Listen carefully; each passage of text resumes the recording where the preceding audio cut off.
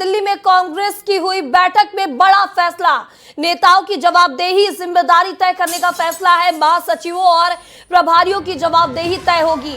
प्रभार वाले राज्य के नतीजे की जवाबदेही तय होगी, वही नतीजों के लिए प्रदेश प्रभारी जवाबदेह होंगे, ऐसा मल्लिकार्जुन खड़गे का कहना है। तो बड़ी खबर आपको बता रहे हैं, जहां दिल्ली में कांग्रेस की बैठक में बड़ा फैसला लिया गया है। नेताओं की जवाबदेही जिम्मेदारी तय करने का फैसला लिया गया है। महासचिवों और प्रभारियों की जवाबदेही तय होगी। वही बता दें, प्रभार वाले राज्य के नतीजे की जवाबदेही भी अब तय होने वाली है। नतीजों के लिए प्रदेश प्रभारी जवाबदेह होंगे, ऐसा मल्लिकार्जुन खड़गे का कहना है। तो जिस तरह से कांग्रेस में लगातार घमासान मचा हुआ है, छत्तीसगढ़ के चुनावों की अगर बात की जाए तो छत्तीसगढ़ में लगातार हार के बाद अब रार देखने को मिल रही है। और बता दें कि इसी बीच कांग्रेस में बड़ी बैठक हुई है और बैठक में बड़ा फैसला लिया गया है। नेताओं की जवाबदेही जिम्मेदारी तय करने का फैसला किया गया है। महासचिवों और प्रभारियों की जवाबदेही तय होगी। प्रभार वाले राज्य के नतीजे की जवाबदेही तय होने वाली है। इस खबर पर ज्यादा जानकारी के साथ हमारे छत्तीसगढ़ ब्यूरो चीफ मृगेंद्र पांडे जी हमारे साथ जुड़ चुके हैं। मृगेंद्र जी, हार के बाद रार कांग्रेस में चिड़ी हुई है और इसी बीच ये बड़ा फैसला लिया गया है कि नेताओं की जवाबदेही जिम्मेदारी भी तय होगी। जी देखिए, कांग्रेस की राष्ट्रीय कार्यकारिणी की बैठक हो रही है, जिसमें प्रभारी महासचिव इन सभी लोगों को बुलाया गया। आज बड़ी बैठक थी। बड़ी बैठक में देखिए, राष्ट्रीय अध्यक्ष मल्लिकार्जुन खड़गे ने साफ साफ कहा है कि जो प्रभारी है, जिन प्रदेशों का जिन्हें प्रभार मिला है, वहाँ के चुनाव परिणाम की जिम्मेदारी उनकी होगी। अब तक कांग्रेस में चुनाव परिणाम को लेकर प्रभारियों को एक तरीके से देखा जाए तो बहुत ज़्यादा रिस्पॉन्सिबल नहीं माना जा रहा था। वहाँ की स्टेट यूनिट को माना जा रहा था, तमाम चीज़ें थी। ये बड़ा निर्णय है। आप इसको इस तरीके से समझिए कि लोकसभा चुनाव के बाद कांग्रेस लगातार हार रही है। चाहे वो बात हम हरियाणा की करें, चाहे महाराष्ट्र की करें, आप छत्तीसगढ़ के नगरीय निकाय और विधानसभा उपचुनाव के परिणाम देखिए, लगातार हार मिल रही है। लेकिन कहीं भी प्रभारी महासचिव केंद्रीय संगठन नियुक्त करता है, उसकी जिम्मेदारी तय होती नजर नहीं आ रही है। अभी कांग्रेस ने 19 प्रभारी महासचिव बनाए, जिसमें हमारे छत्तीसगढ़ के पूर्व मुख्यमंत्री भूपेश बघेल को पंजाब का प्रभारी बनाया गया। वैसे ही छत्तीसगढ़ के प्रभारी हैं सचिन पायलट। कुल मिलाकर आप समझिए इसको कि चुनाव हारने जीतने इन सब चीज़ों के लिए प्रभारी जिम्मेदार होंगे। और कांग्रेस में अब तक इस तरह की कोई अकाउंटेबिलिटी की परंपरा नहीं रही है। लगातार हार के बाद कांग्रेस केंद्रीय संगठन ने ये सोचा विचारा और एक फार्मूला निकाला है।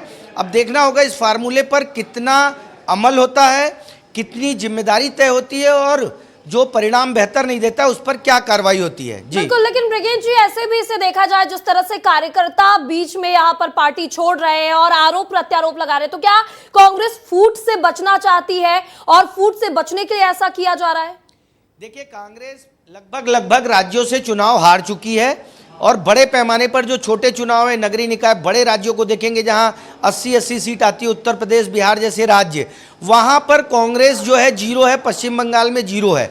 आप समझिए कि फूट या बगावत ये तो बहुत दूर की बात है। कुछ राज्य जहां कांग्रेस की स्थिति थोड़ी ठीक है, उसमें ये मध्य भारत के राज्य आते हैं, मध्य प्रदेश, छत्तीसगढ़, राजस्थान, यहाँ कांग्रेस की थोड़ी स्थिति ठीक है। 32 से 40% वोट कांग्रेस पाती है। लेकिन अब जो है प्रभारी, क्योंकि वोट शेयर आप देखिए, पिछले 3 चुनाव का आप ट्रैक रिकॉर्ड देखेंगे, बात सिर्फ छत्तीसगढ़ की करें तो 38 से 40% वोट कांग्रेस को मिलते रहे। उस वोट परसेंट में कोई इजाफा नहीं हुआ, जबकि इस 10 सालों में 3-4 चुनावों में 5-6 प्रभारी बदल गए। वोट शेयर न बढ़ना एक चिंता का कारण है। उसके लिए भी प्रभारी को जिम्मेदार माना जाएगा।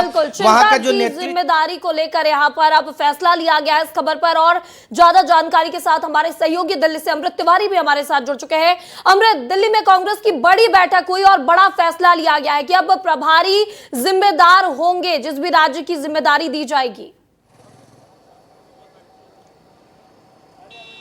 देखिए महिमा, कांग्रेस पार्टी के भीतर लगातार इस बात की जो चर्चा रही थी कि आखिर में तमाम जो बंदोबस्त करने के बावजूद पार्टी हार क्यों जाती है। और यही एक बहुत बड़ा सबब था कि पार्टी इसको लेकर के दोबारा जो आज बैठी थी, इसी की चर्चा रही, खासतौर पे दिल्ली विधानसभा चुनाव को लेकर के जो उम्मीद कांग्रेस रखी थी कि चलो हम सीट नहीं जीतेंगे लेकिन एक साइजेबल अमाउंट ऑफ वोट जो है वो मिलेगा, एक वोट प्रतिशत में इजाफा होगा, वो भी संतुष्टिजनक नहीं रहा है रिजल्ट। तो एक तरह से यहाँ पे ये रहा कि संगठन को जमीनी तौर पे और कितना मजबूत किया जाए, किस तरह से किया जाए, साथ ही साथ जो कैडर मोबिलाइज तो होंगे उनके अलावा जो मुद्दे क्या है, किस तरह से पार्टी जो है अपने जो है सिद्धांतों को लागू करे। खासतौर पे देखा गया कि राहुल गांधी कई मुद्दों पे मुखर हुए लेकिन जमीन पे नतीजा उसका सिफर दिखाई दिया, यानी कि कोई रिजल्ट जो है नहीं दिखाई दिया। ऐसे में कांग्रेस की कोशिश है कि उन मुद्दों का भी चुनाव किया जाए जो लोगों को अपील करे, वोटरों को अपील करे, साथ ही साथ संगठन में जो कार्यकर्ता है, जो नेता है, उनके ऊपर उनके भी भीतर जो है एक ऊर्जा जो है उसका संचार हो।